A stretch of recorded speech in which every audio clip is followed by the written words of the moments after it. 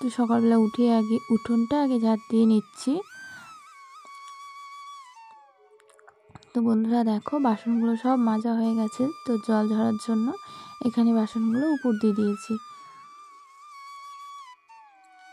তো ওদিকে সব কাজ কমপ্লিট হয়ে গেছে। আর এখন ঠাকুরের এখানে তুলসী মঞ্চটা ভালো করে ধুয়ে দেবো জল দিয়ে।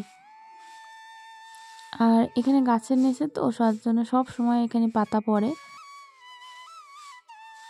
তো ঝাঁটা দিয়ে তো ঝাড় দেওয়া যাবে না। তো তার জন্য একটা নেতা মতো রেখেছি, মা ওইটা দিয়েই আর কি কাপড় দিয়ে আগে ভালো করে পাতাগুলো সরিয়ে নিলাম। তো এরপরে আমি আর কি জল দিয়ে ধুয়ে দেবো। আর এখানের জন্য একটা আলাদা ঝাঁটা করলে ভালো হতো, কিন্তু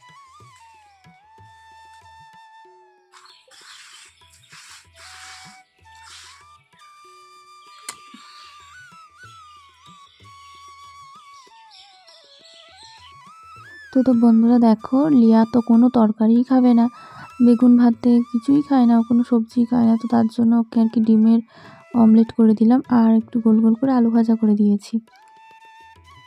আর এখন আলু সেদ্ধটাও খেতে চাচ্ছে না। এক এক সময় ওর কী যে হয় মন না মতি, ওর কখনো খায় কখনো খায় না। নমস্কার বন্ধুরা, জয় শ্রীকৃষ্ণ। আমার নতুন চ্যানেলে তোমাদেরকে অনেক স্বাগত জানিয়ে আবার একটি নতুন ব্লগ শুরু করেছি। তো চলো ব্লগটা স্টার্ট করে দিয়েছি। আর এখন চলে এসেছি আমি রান্নাঘরে। তো কী রান্না করছি চলো তোমাদের দেখাই।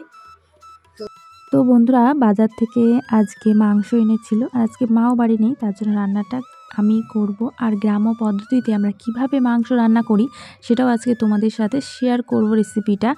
তো মাংসের জন্য যা যা মশলা লাগে আমি এখানে রেডি করে নিয়েছি, আর জিরেটা ভিজিয়ে নিয়েছি, আর তাহলে বাটতে সুবিধা হবে। আর মাংসগুলো ধুয়ে পরিষ্কার করে রেখেছি দেখো। আর আলুগুলো আগে ভেজে নেব। তো চলো, আর মশলাগুলো বাটতে হবে। তো এখানে দেখো বন্ধুরা ভাত বসিয়ে দিয়েছি, আর এদিকে তেলটাও গরম হয়ে গেছে, আলুগুলো ভেজে নেব। লিয়ার বাবা রান্না করছে ওদের ঝাল ছাড়া মাংসটা। গ্যাসে আমি করি, আজকে যেহেতু মা নেই ওর জন্য আমি এদিকে দুপুরে আমাদের রান্নাটা করছি, আর ওদিকে লিয়ার মাংসটা ওর বাবা করবে গ্যাসে। তো দেখো আজকে লিয়া হয়েছে রাঁধবে আর ওর বাবা হচ্ছে ডিরেকশান দেবে। তো বন্ধুরা প্রথমেই দেখো আমি আলুটা ভালো করে লাল লাল করে ভেজে নেব, আর নুন হলুদ সব কিছুই দিয়ে দেবো এতে। দেখো আলুটা ভাজা হয়ে গেছে, আর এখন আলুটা তুলে রাখছি। তো এতেই আর কি মশলাগুলো আগে দিয়ে কষিয়ে নেব।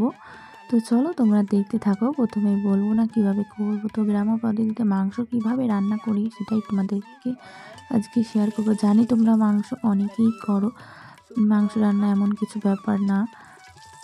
তো এক একজনের এক এক রকম পদ্ধতি হয় না, তো সেই রকমই আর কি। তো প্রথমে আমি শুকনো লঙ্কা তেলে দিয়ে দিলাম, তেজপাতাও দিতে হয়, তেজপাতাটা ছিল না তার জন্য আর কি শুকনো লঙ্কাটা তেলে দিলাম। তো এদিকে দেখো ভাত এখনও একটু দেরি আছে, কেন বলো তো, এই চালটা ভীষণ ফোটে, আর এটা হচ্ছে আমাদের বাড়ির চাল, মানে বাড়িতে যে আমাদের জমিতে যে চাষ হয়েছে ধান, সেই বাড়ির ধানের চাল। তো বন্ধু দেখো শুকনো লঙ্কাটা ভাজা হয়ে গেছে, আর এখন পেঁয়াজ কুচিগুলো দিয়ে দেবো। তো পেঁয়াজটা কুচিয়েও দেওয়া যায় বা বেটেও দেওয়া যায়। তো দেখো আমি আগে কুচিয়েই দিয়েছি পেঁয়াজটা। তো পেঁয়াজটা ভালো করে লাল লাল করে ভেজে নেব, ব্রাউন কালার হবে পেঁয়াজটা ভাজতে ভাজতে। তো রসুনটাও দিয়ে দেবো এর সঙ্গে, ভালো করে রসুন আর পেঁয়াজটা আগে ভেজে নেব, একটা ভাজা ভাজা সেন্ট আসবে। দেখো বন্ধুরা রসুনটাও দিয়ে দিচ্ছি। তো পেঁয়াজটা যেহেতু কুচিয়ে দিয়েছি ওটা একটু টাইম লাগবে ভাজতে, তো তার জন্যই রসুনটা একটু পরে দিলাম। তো পেঁয়াজ আর রসুনটা ভালো করে না ভাজলে কি হয়, কাঁচা কাঁচা একটা সেন্ট মানে গন্ধ ছাড়ে দেখবে তরকারির থেকে। তো তার জন্য পেঁয়াজ আর রসুনটা ভালো করে আগে ভেজে নিচ্ছি।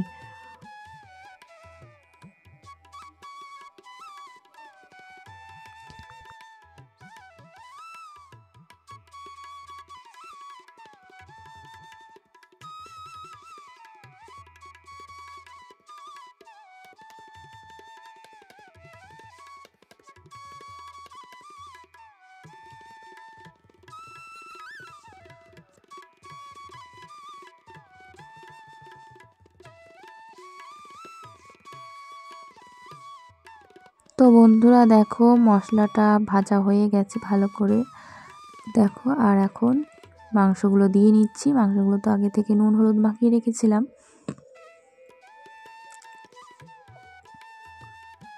তো মাংসটা দিয়ে একটু ভালো করে কষাবো এখন।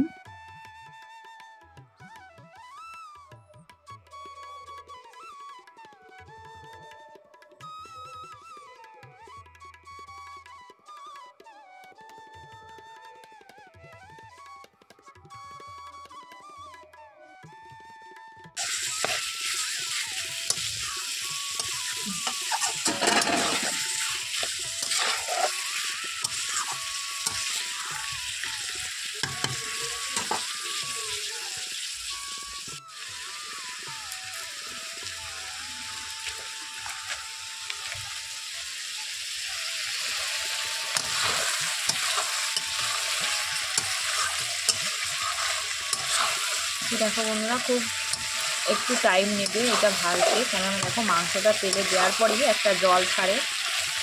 দেখো একটা হালকা জল ছাড়ে গা থেকে, সেটা একটু ভাজা ভাজা মতো হবে। তারপরে জিরে আর আদা বাটাটা দেবো।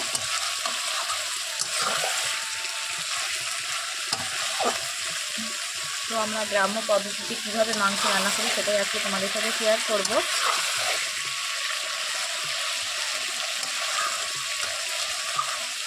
আর এইভাবে রান্না করলে দারুণ টেস্টি লাগে খেতে।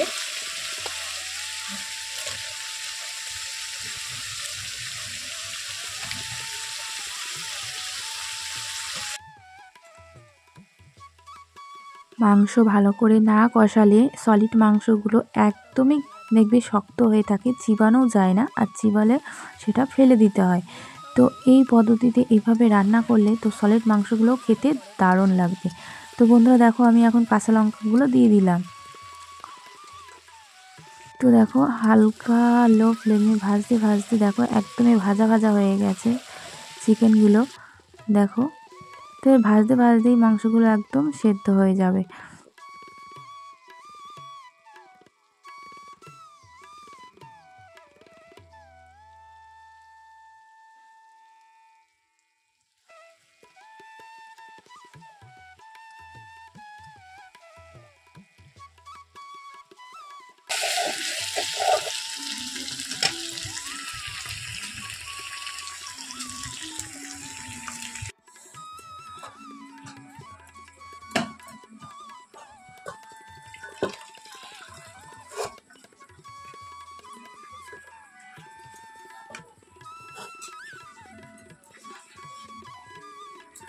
তো বন্ধুরা দেখো ভাত ওদিকে হয়ে গেছে, ভাতটা উপর দিয়ে নিলাম। তো দেখো মাংসটা কষাতে কষাতে একদম নরম হয়ে গেছে। এবার জিরে আর আদাটা দিয়ে দেবো।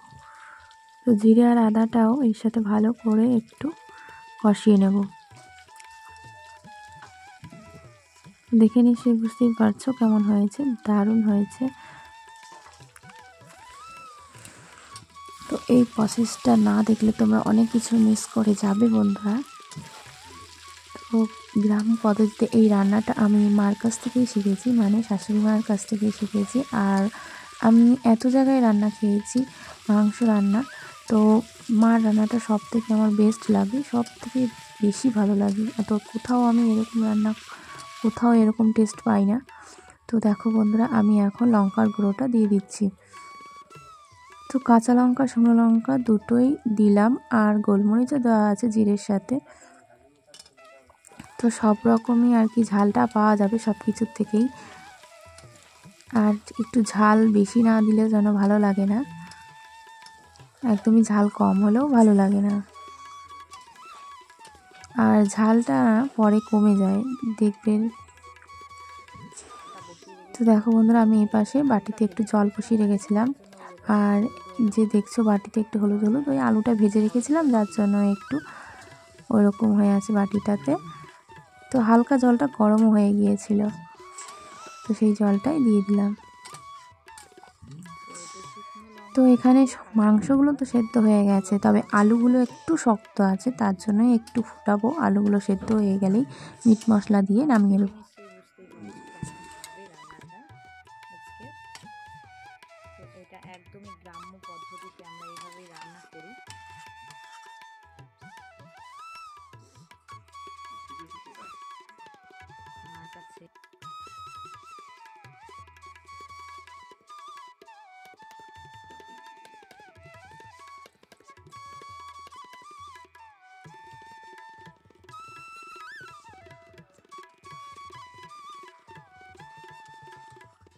তো বন্ধুরা, কালারটা দেখে নিশ্চয়ই বুঝতেই পারছো কেমন হয়েছে রান্নাটা।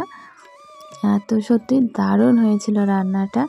তো দেখো, একটু ঝোলও রেখেছিলাম, তো একেবারে কষা কষা আবার ভালো লাগে না, তো যার জন্য একটু ঝোল রেখেছি। তো দেখো, নামিয়েও নিয়েছি। তো রান্নাটা তোমাদের কেমন লাগলো অবশ্যই কমেন্ট করে জানিও, আর তোমরাও এই প্রসেসটা ট্রাই করতে পারো। তো সঙ্গে ছিল আর লাল শাক ভাজা। তো এই হচ্ছে আজকের দুপুরের মেনু। তো বন্ধুরা দেখো, এবার আমি মাংসর ঝোল দিয়ে খাবো।